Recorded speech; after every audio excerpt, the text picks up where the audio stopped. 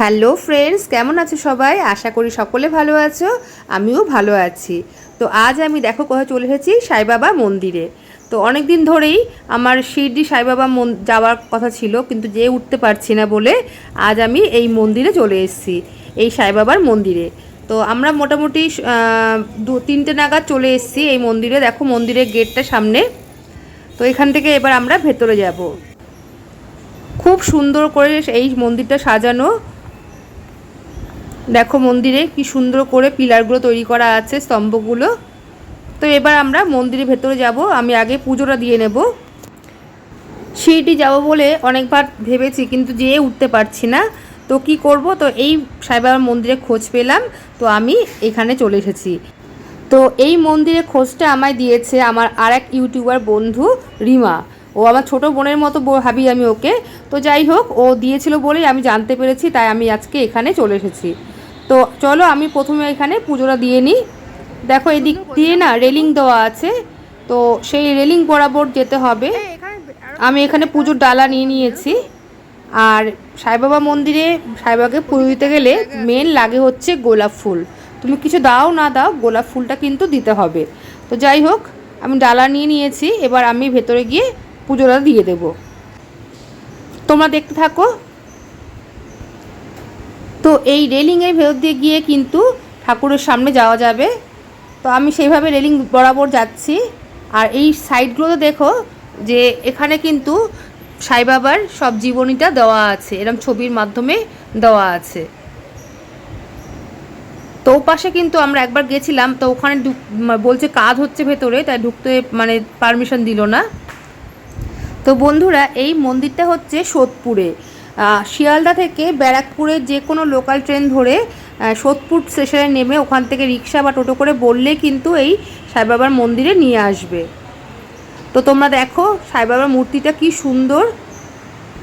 ভেতরটা কিন্তু খুব সুন্দর করে সাজানো আর ঝা চকচক করছে। সামনে কিন্তু পুরোহিত বসে আছেন। তো আমি এখানে একটা কথাই বলবো, যে জানি না কে কীরকমভাবে নেবে, এই মন্দিরে কিন্তু পুজো দিয়ে আমার একদম ভালো লাগেনি। যেখানে ভালো লাগে না আমি মুখের পরেই বলে দিই। তো এখানে যে ফুলের মালা দেওয়া আছে, এটা হচ্ছে সাইবাবার পদচিহ্ন। তো এখানে আমরা প্রণাম করেছিলাম ফুল দিয়ে, গোলাপ ফুল দিয়ে। তো যেটা বলছিলাম, যে এখানে যখন আমি পুজোতে গেলাম, তো আমরা সাধারণত কি করি, নাম ধরে গোত্র ধরে কিন্তু আমরা পুজো দিই, সংকল্প করি। তো এখানে কিন্তু সেই ব্যাপারটাই নেই। এখানে কিন্তু জাস্ট আমার ডালাটা নিয়ে একটা ঠাকুরের ফুল দিয়ে দিল, ব্যাস পুজো হয়ে গেল। তো আমি বললাম আমার মেয়ের নামে পুজো দেবো, মেয়ের নাম বললাম, গোত্র বললাম, বলে এখানে এরকম করে পুজো হয় না নাম গোত্র ধরে। তো আমার এরকমভাবে পুজো দেওয়াটা ভালো লাগে না। তো এরকম অনেক মন্দিরেই আছে যেখানে কিন্তু নাম গোত্র ধরে পুজো দেওয়া হয় না, শুধুমাত্র ঠাকুরের ওই ডালাটা নিয়ে ঠাকুরের থেকে একটা ফুল নিয়ে দিয়ে দেয়, ব্যাস।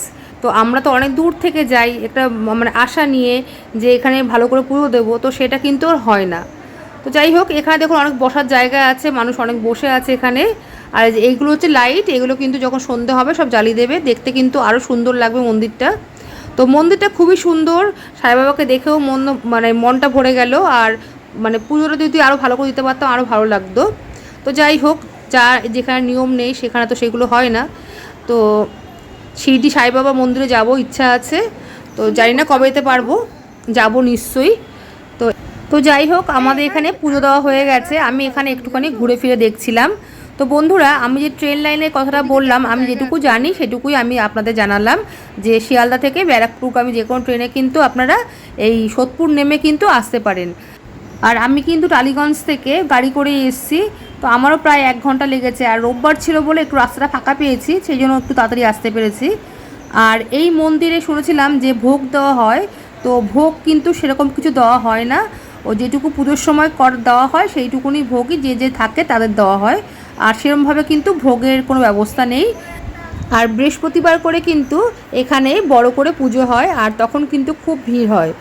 তো যাই হোক, এখানে কিন্তু মন্দির প্রতিদিনই খোলা থাকে, একটা নির্দিষ্ট সময়ে কিন্তু মন্দিরের গেট বন্ধ থাকে, সেটা আমি আপনাদের পরে দেখাচ্ছি টাইমিংটা। তো যাই হোক, পুজো দেওয়া আমাদের হয়ে গেছে। আমরা একটু ঘুরছিলাম ভেতরে, বেশি সময় লাগেনি, ফাঁকা ছিল মন্দির একদম। যাই হোক, এবার আমাদের পুজো হয়ে গেছে, এবার আমরা বাড়ির দিকে রওনা দেবো। দেখুন এখানে কিন্তু হাত মুখ ধোয়ার জন্য জলের ব্যবস্থা করা আছে। বললাম না, মন্দিরটা কিন্তু ঝা চকচকে পরিষ্কার, আর এমনি খুবই ভালো লাগবে। শুধু যেটাই ভালো লাগলো না সেটা হচ্ছে মন্দিরে পুজো দেওয়ার ব্যবস্থা।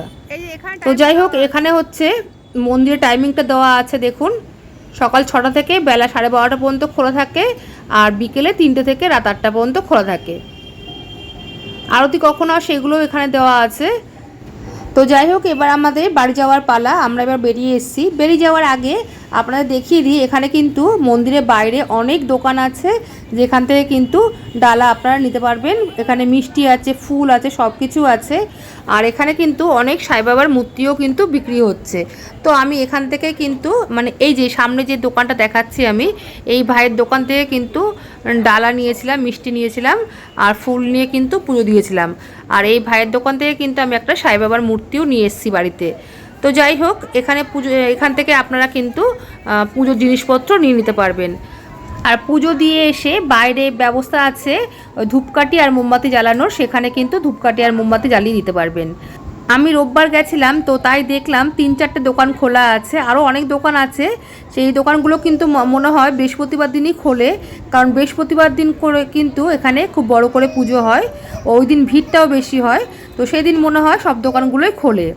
আর এই দোকানগুলোতে কিন্তু জুতো খুলে কিন্তু আপনাদের মন্দিরে যেতে হবে। তো দেখুন এখানে কত সাই বাবার মূর্তি আছে, অনেক জিনিসপত্র আছে দোকানগুলোতে। তো বন্ধুরা, আমি যেটুকু যে দেখলাম, এখানে কিন্তু গাড়ি নিয়ে আসলে পার্কিংয়ের সেরকম কিছু খুব ব্যবস্থা নেই, কারণ খুবই ছোট জায়গা। আর অন্য দিন যে কি হয় আমি বলতে পারবো না। তো আমরা যেহেতু রোববার এসেছি, সেই জন্য কিন্তু একটু রাখার জায়গা পেয়েছি। তো যাই হোক বন্ধুরা, আজকের ভিডিওটা কেমন লাগলো অবশ্যই কিন্তু জানাবে লাইক কমেন্টের মাধ্যমে। ভালো লাগলে চ্যানেলটি সাবস্ক্রাইব করে আমার পাশে থাকবে। তাহলে আজ এই পর্যন্তই, আসবো আবার অন্য কোনো ব্লগ ভিডিও নিয়ে। তো তোমরা সবাই ভালো থাকবে, সুস্থ থাকবে।